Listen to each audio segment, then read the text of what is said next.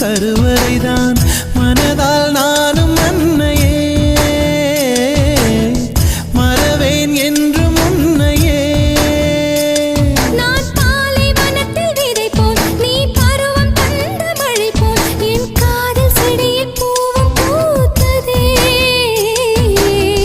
உன் விழி திறந்திருந்தால் விடியலி தேவையில்லை